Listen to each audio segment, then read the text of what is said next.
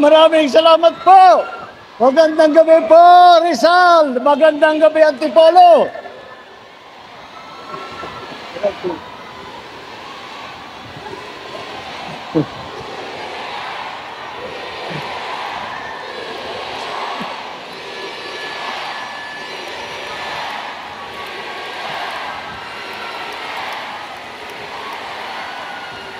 Maraming salamat po. Maraming salamat sa napakainit na salubong na ibinigay ninyo sa amin dito sa grupong alyansa kasama ang ating mga kandidato para sa Senado.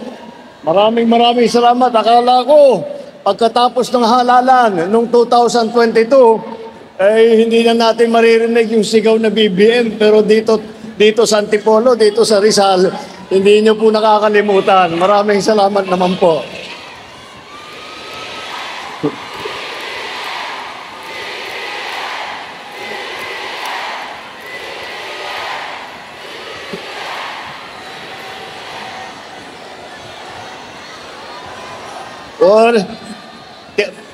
Papaalala ko lang po sa inyo, hindi po ako kandidato, baka ako mahalal ng senador, ha? Ito po ang ating senatorial candidate po.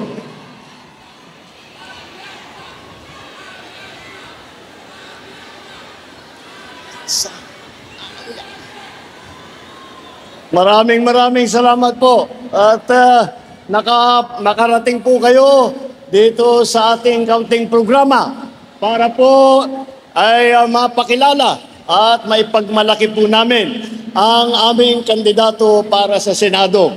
Ngunit palagay ko po, hindi pa po masyadong kailangan mangampanya dahil alam niyo naman po, kilala niyo naman po itong mga magagaling at magigiting na kandidato natin para sa susunod na halalan.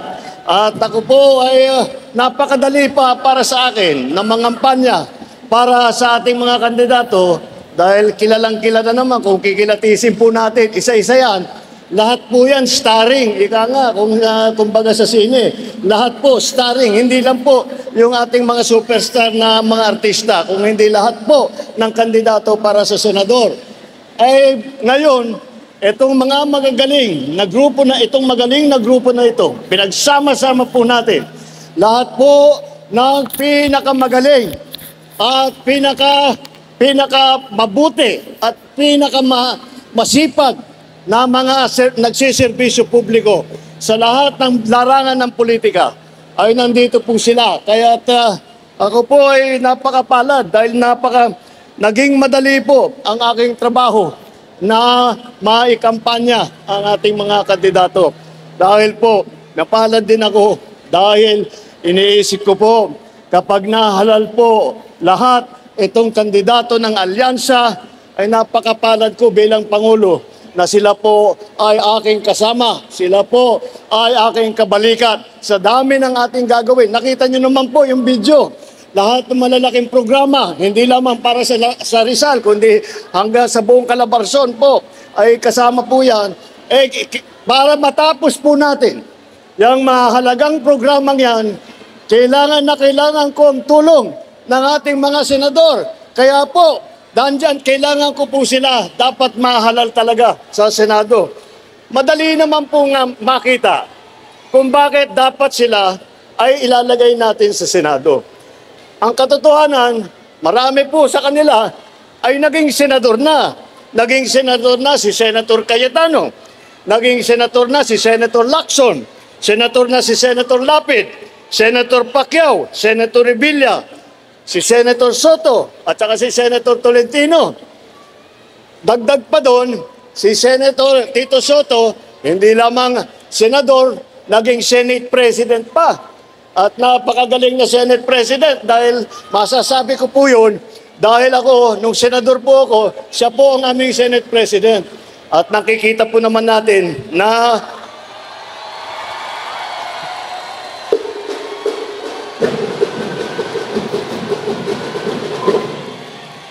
makikita po natin na napakagaling niyang humawak ng mga 24 na senador na nagtatalo, na nagdidebate, ay lagi niyang nahahanapan ng paraan upang kami magkasundo at maituloy namin ang trabaho na ibinigay ninyo sa amin nung kami ay nasa Senado.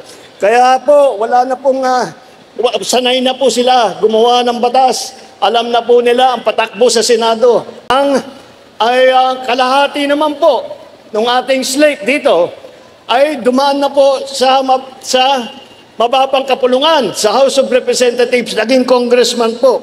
Naging congressman po si Congressman Abalos. Naging congressman po Congressman Binay, Congressman Cayetano, Congressman Pacquiao, Congressman Tulfo, Congressman Villar. Kaya po, pag pinagsama-sama naman po ninyo, ay palagay ko, ako nga, lagi kong iniisip, kung ako naging kandidato bilang senador at hindi ako kasama sa grupong ito, ay baka magdalawang isip ako, nalalabanan ko itong mga ito, mahirap talunin itong mga ito dahil sila po ay talaga piling-pili, sila po talaga ay may mahabang record sa pagtulong sa taong bayan. Apat naman po, sa ating mga kandidato, 40 po sa kanila ay humawak ng itinatawag cabinet position. Bale, sila ay kasama sa kabinete. Unang-una dyan. Alam niyo po, nung bago akong upo bilang Pangulo, kailangan ko mag-appoint ng mga iba't ibang opisyal, mga kalihim ng mga lalaking departamento. Isa doon ay ang Department of Interior and Local Government. Iniisip ko, sino ang kilala ko?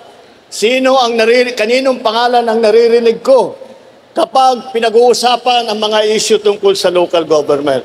Dahil napakahalaga ang national government at saka ang local government ay magkasama, laging nagtutulungan. Kung hindi po, napakahirap pababain ang programa ng national government. May kilala po ako na naging mayor ng Mandaluyong at kinilala po bilang mayor dahil marami siyang natanggap na premyo. Yan po ay ang naging secretary ng DILG, Secretary Benhur Abalos.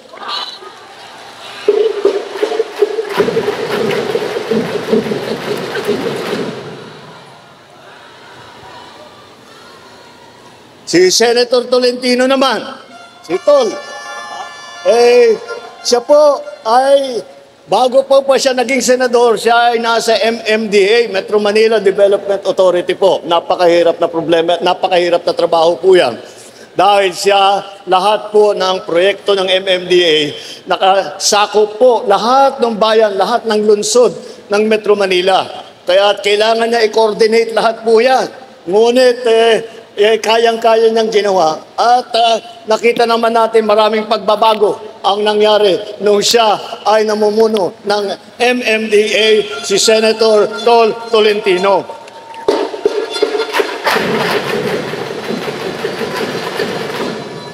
At saka Senator Tolentino po, ito lagi kong binabanggit para maunawaan ninyo kung gaano niya kamahal ang kanyang kababayan.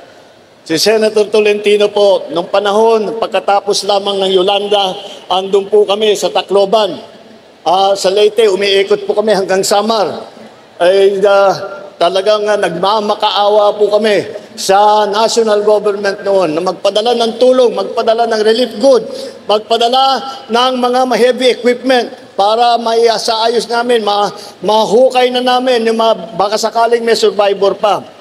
Ang una pong dumating na ahensya doon sa Tacloban, ang gulat po namin ay ang MMDA kasama si Senator Tolentino ang unang nagdala ng heavy equipment doon sa Tacloban. Napabilis po ang trabaho. Marami po kaming nasalba dahil sa kanyang ginawa. Andyan din po na humawak ng, sabi ko nga, ito, isa pa to, sinasabi ko nung umupo ako, DSWD, kailangan lagyan natin ng magaling na sekretary yan. Dahil maraming gagawin, tutulong talaga sa mga tauhan sa mga kababayan natin to pagka may pangangailangan. At iniisip ko, sino ang kilala ko na isang tao na buong araw at kuminsan buong gabi ay talagang ang buhay niya ay tinayanan niya upang tumulong sa taong bayan. At sino ba ay yun lamang na isang tao na yan lamang ang iniisip kung paano tulungan, lalo na hindi yung mga mayayaman, hindi yung mga sikat, kung hindi yung mga maliliit, yung mga mahihirap, yung mga nangangailangan ng tulong. At sino pa? At kundi si Secretary Erwin Tulfo ng Department of Social Welfare Development.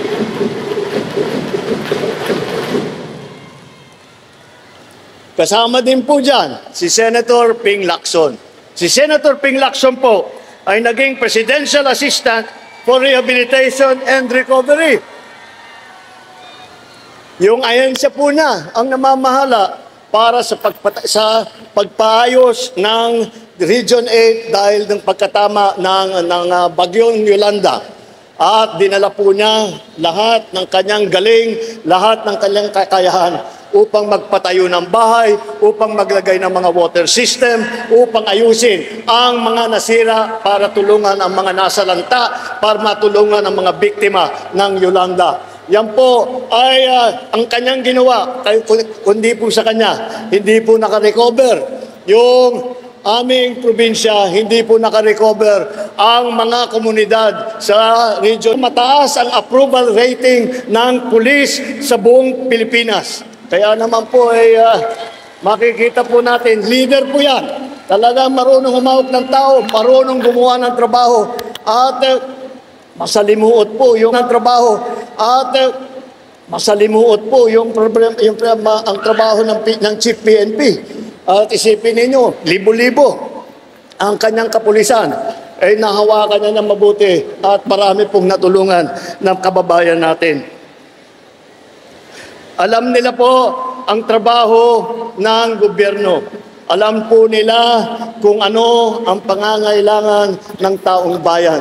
Hindi na po sila, pagkaupo po nila, hindi mo na masasabi, naku, mag-aaral pa yan, magtatanong-tanong pa yan. Hindi na po. Mula sa unang oras ng unang araw ng kanilang pag-upo bilang senador, asahan po ninyo, sila ay nandyan na, ginagawa na po ang trabaho ng senador, ginagawa na po, nakikinig na po sa mga hinain ng ating mga kababayan at binibigyan po ng solusyon. Lahat po na yan. Ilan naman sila sa kanila, meron din po rin tayo na mga naging gobernador. Naging gobernador din po ng probinsya ng Pampanga. Baka kilala nyo ito. Ang probinsya ng Pampanga, naging gobernador po, si Governor Lito.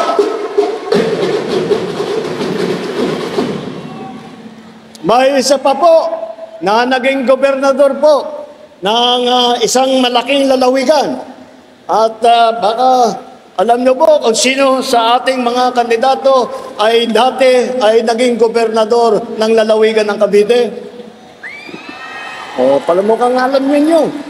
Ayan po, alam na po ninyo, yung ating kinahahangaan na alam nyo, ang pagkakilala nyo po sa kanya ay bilang artista, action star. Ngunit, tahimik lang po, hindi lang po yun ang kanyang ginagawa. Tahimik lang po, tahimik lang pong nagtatrabaho. Nung siya ay nasa Senado, magkasama din po kami. At nakikita ko naman, seryoso siya sa trabaho. At yung pag-aartista niya ay ginagamit niya para makatulong din. Kaya naman, itong ating naging gobernador ng lalawigan ng Cavite, Governor Bong Revilla.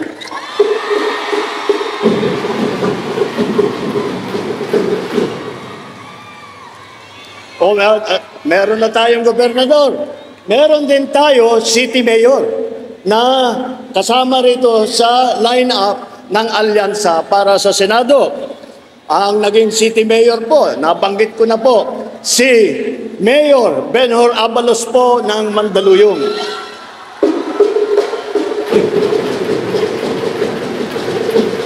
marami po siyang ibinabigyan po siya ng maraming pagkakilala at maraming premyo, hindi lamang galing dito sa Pilipinas, kung hindi po mga international na nag-aaral sa mga LGU. Ayan po ang nakita po nila ang magandang trabaho po bilang mayor ni Mayor Benhur Abalos ng Mandaluyong. Andito rin po ay si Senator Tolentino. Senator Tolentino,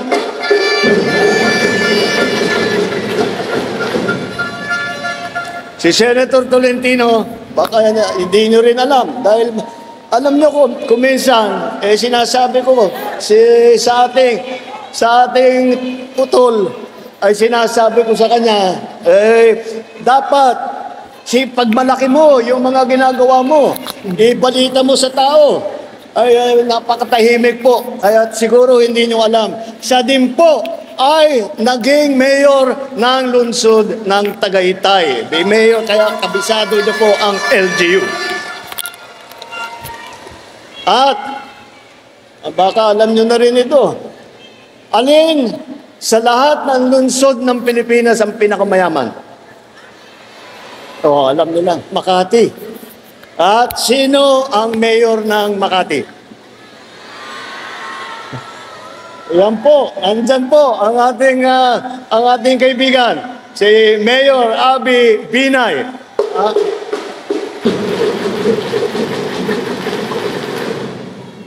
Lagi ko siya tinutokso, sabi ko, madali lang naman. Tapos, huwag mo na ipagmalaki yung pagka-mayor mo sa Makati dahil madali ang trabaho ng Makati mayor. Dahil napakarami ang pera, napakaraming pondo. Hindi, mas nagiging komplikado nga daw yung buhay niya. Pero, ang ginawa niya, ang solusyon niya, dahil marami siyang nakukuha pondo, dahil yung malalaking negosyo po, malaking korporasyon, nandun lang sa Makati. Ginamit po na upang hindi lamang pag-develop ng lungsod ng Makati. Ngunit kung pupunta po kayo ng Makati, kung tiga Makati po kayo, napakaswerte po ninyo. Dahil lahat po ng benepisyo ay binibigay ng lungsod. Lahat po ng benepisyo binibigay sa matatanda, binibigay sa mga bata, binibigay sa mga may sakit. Yan po ang trabaho ng ating butihing Mayor Abby Binay ng Makati.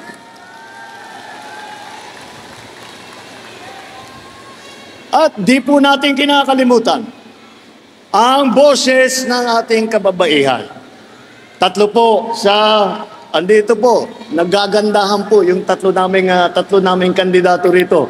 At nakangiti lang po yan. Ngunit, asahan po ninyo, napakatapang niyan, napakasipag po niyan. Hindi nyo kailangan alalahanin na mawawala ang boses ng kababaihan dahil dandyan po sila at sila ay magiging boses ng kababaihan sa Senado. Sila ang magtatanggol sa karapatan ng ating mga kababaihan dito sa Pilipinas. Nakita nyo na po ang aming ipinaglalaban. Narinig nyo na po ang aming panindigan. Narinig nyo na po kung ano ang aming balak gawin kapag sila ay nandyan na sa Senado. Ang iisa lamang na aming iisipin kung paano tulungan ang taong bayan, kung paano pagandahin ang Pilipinas, kung paano pagandahin ang buhay ng bawat Pilipino, ng bawat pamilyang Pilipino. Yan po ang aming layunin. Yan po ang aming ipaglalaban. Yan po ang alyansa. Kaya po sa Mayo po, huwag na kayong magdalawang isip. Alyansa all the way! Alyansa sa bagong Pilipinas!